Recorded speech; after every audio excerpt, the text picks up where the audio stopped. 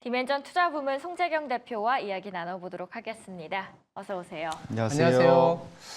대표님, 아무래도 오늘의 주제는 잭슨홀이 될 수밖에 없을 것 같습니다. 네. 어제도 이제 미리 예고를 해주셨는데 잭슨홀 미팅 오늘 저녁에 열리잖아요. 네. 어떤 부분에 좀 주목을 해야 될까요? 예, 먼저 이게 잭슨홀 하니까 이게 그 위치 한번 구글 맵을 찾아보시면 나올 텐데 네. 이게 이제 캔자스 시티, 네. 예, 거기에 있는 연은에서 매년 여는 그런 경제 심포지엄이라고 해요. 1978년부터 매년 8월에 열었으니까 올해가 대략 한 45번? 네. 엄청 오래된 거죠. 근데 시장 투자자들이 지금 기대하는 거는 가장 최근까지는 이제 100bp 인하에 대한 대답을 듣고 싶어 하는 거. 100bp요? 예. 왜냐하면 지금 현재 시장 선물 가격으로 보면 연내 4번 정도 인하를 지금 가격으로 지금 매기고 있었거든요. 네. 그래서 이 구체적인 답변을 사실은 오늘 밤에 좀 듣기를 원한다. 근데 다만 이제 걱정은 이게 그 우물가에 가서 숭늉 찾는 격이 될 수 있어서 좀 걱정이 한데, 왜냐하면 이 잭슨홀 미팅의 성격상 경제 심포지엄이라고 제가 말씀드렸잖아요. 예. 그러다 보니까 구체적인 시기나 인하 속도나 횟수 등을 언급할 가능성은 거의 희박하다 보셔야 될 것 같고요. 다만 여기에서 우리가 들어야 될 것에 대해서 이제 오피니언 리더들, 빌더들이나 모하메드 이엘리안 같은 분들이 얘기하셨던 그러한 그 공통된 지금 듣고 싶어하는 질문 3가지를 좀 소개하면서 오늘 우리가 뭘 들어야 될지를 한번 살펴보도록 하겠습니다. 저도 잭슨홀 한번 가서 회의하고 싶네요. 너무 좋더라고요.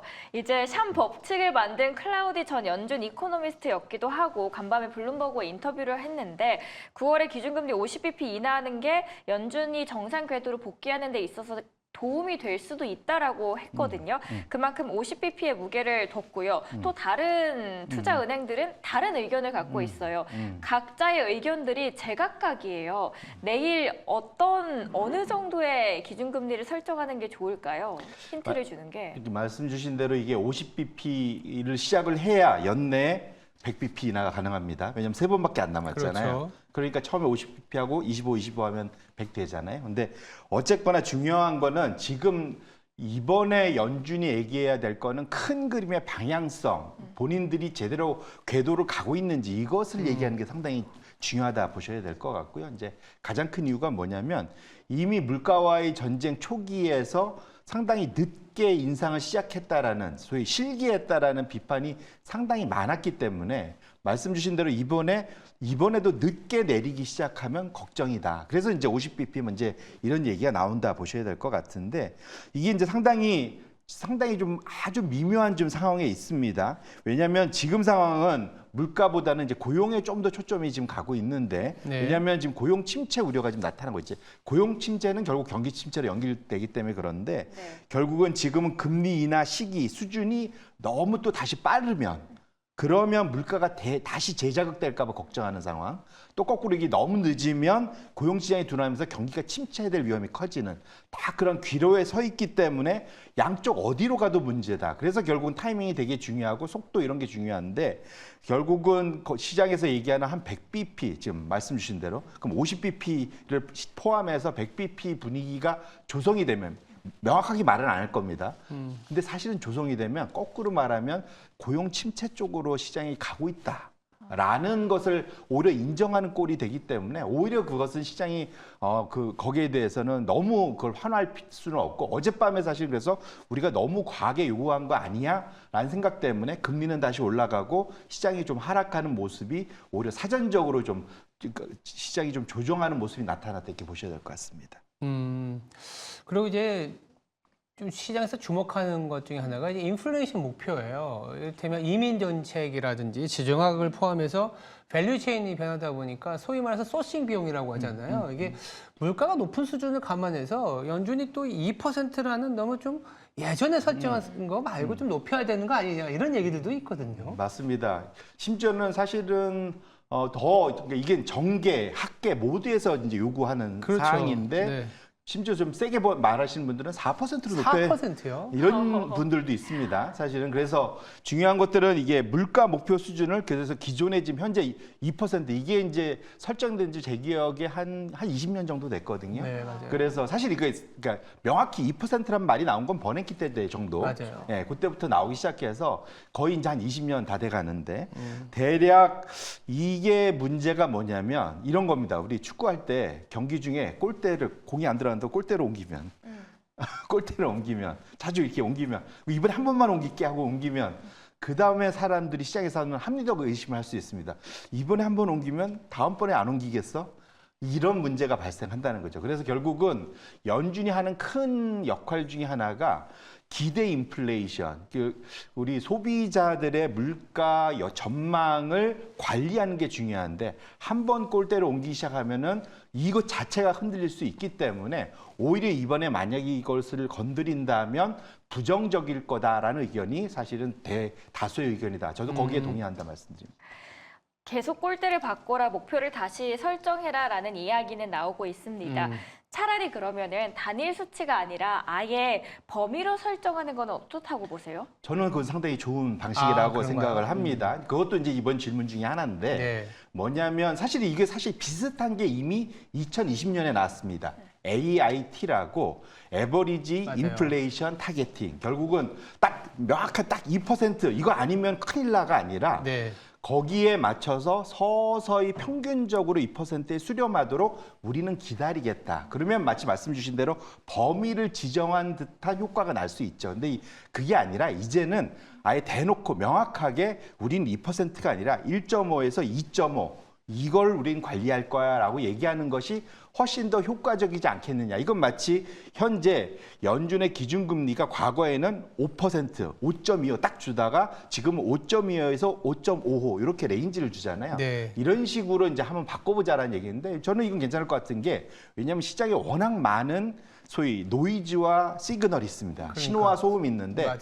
소음은 좀 제거하고 신호를 받아들일 수 있는 버퍼, 여력을 줄 수 있다는 측면에서는 범위로 변경하는 것은 상당히 좀 고무적일 수도 있겠다 이렇게 말씀드립니다. 저도 그 부분에는 좀 동의를 합니다. 약간 유연적이야 되잖아요. 상황에 따라서 시장이 또 너무 2% 왔으니까 한 번 터치했다고 금리를 내린다 이렇게 볼 수 있는 것도 아니기 때문에 맞습니다. 그러면 이제 결론적으로 가장 투자자들이 궁금해하는 거는 이렇게 말도 많고 상당히 관심이 높은 잭슨 미팅 전후로 시장은 어떻게 될까요?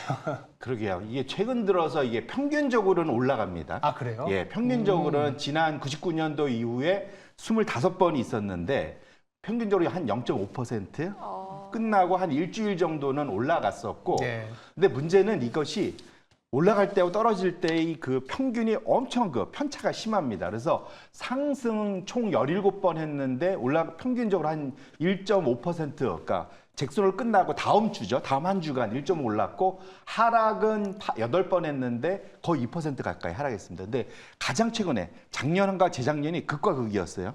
기억하시면 작년은 한 2%에 상승하고 끝났었는데 재작년으로 가보시면 잭슨홀 발표 날 3.4% 하락했고 그 다음 한 주간 3% 추가 하락했습니다. 왜냐하면 그때 워낙 2020년으로 머리를 기억을 되돌리시면 예. 연초에 주가가 급락하고 금리 인상하면서 맞아요. 그때쯤엔 좀 우리 제발 끝났어라고 얘기해줘 기다리고 있는데 한 번 더. 예, 우리는 계속 할 거야 이런 맞아요. 얘기를 했기 때문에 아주 그 샥을 받았었거든요. 맞아요.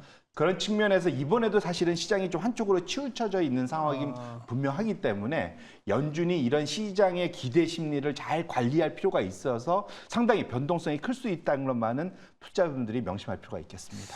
야, 이게 참 그렇죠. 너무 기대가 높으면 실망도 크기 때문에 그렇지만 시장에서는 9월에는 그래도 금리 인하 컷은 아니더라도 25bp 금리 인하는 기정사실화 할 가능성이 높을 것 같습니다. 그러면 투자자들의 대응 전략이 어떻게 나와야 될지가 굉장히 중요하거든요. 맞습니다. 이게 전에도 말씀드린 대로 금리 인하가 안 돼 중요한 건 침체를 동반하느냐 아니면 연착륙으로 가느냐 그렇죠. 두 개에 따라서 완전히 다른데 지금 우리가 지금 침체를 아예 예정하고 가면은 모든 게 어그러지기 때문에 지금이라도 뭐 다 팔아야죠. 예, 그런 측면에서 놓고 보면 무조건 국채만 사야 되는 상황이라서 네. 그런 측면에서 우리가 연착륙을 가정한 상태에서 한번 살펴볼 필요가 있겠다 이렇게 말씀드립니다. 주식, 채권 등등도 있고 주식 안에서도 대형주, 중소형주로 나뉘곤 하는데요. 연착륙을 그렇다면 가정한다면 포트폴리오를 구성할 때는 어떻게 배분을 하는 게 좋을까요? 예, 이게 이제 첫 금리나 이게 중요합니다. 첫 금리가 전후로 놓고 봤을 때 세 가지 그런 페어. 그러니까 말씀 주신 가치 성장, 소형 대형, 채권 주식 이렇게 놓고 봤을 때 그 연준의 첫 금리나 전과 후 모두에서 제일 좋은 페어는 채권이 주식보다 늘 좋더라. 왜냐하면 금리 인하면 무조건 채권 가격은 올라가기 올라가니까. 때문에 이건 거의 확정돼 있는 거기 때문에 그래서 지금 노란색 바입니다. 그러면 금리 인하 전 12개월과 후 12개월 모두에서 좋은 걸 확인하실 수 있고요. 가치 성장 케이스에서는 가치가 대체로 좋긴 하지만 길게 인하하고 12개월 이후로 보면 성장이 확실히 좋아지기 시작하고 소형 대형으로 놓고 보면 소형주가 12개월을 놓고 보면 훨씬 더 좋아지기 시작합니다. 결론적으로 지금 보면 우리 포트폴리오의 구성은 연착륙을 가정한다 하더라도 채권이 좀 더 섞여야 될 필요가 있을 것 같고요. 두 번째로는 소형주의 성장, 소형주이면서 성장하는 이런 기업들의 포트폴리오에서의 비중을 높이는 것이 첫 금리 인하 이후에 한 1년 이상의 장기 성과에서는 훨씬 더 양호한 성과를 거둘 수 있겠다 이렇게 말씀드립니다. 채권을 편입하자는 거는 금리가 하락한다라는 거에 베팅이고 그렇게 보면 금리 하락 수혜주도 괜찮겠네요. 네, 맞습니다.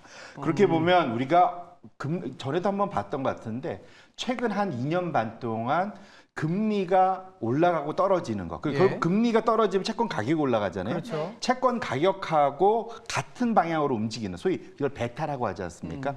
베타 지수가 높은 베타 수치가 높은 업종을 한번 해보면 이거를 경기 방어 업종과 경기 순환 업종으로 보면 경기 방어 업종에서는 부동산 유틸리티가 확실히 높고요. 왼쪽 편에 있는 상당히 거의 똑같이 움직이죠. 채권 가격이 올라가는 거하고 업종 지수가 똑같이 올라간다 보셔야 될 것 같고요. 반면에 우측에 순환 쪽에서 보면 소재 산업재가 상당히 좋은 성과를 내고 있는 걸 확인하실 수가 있습니다. 결론적으로는 금리 하락에 따른 미국의 업종 베타가 높은 분야에 대해서 상당히 관심을 최근 한 2년 반 동안에서 관심을 가질 필요가 있겠다 말씀드립니다.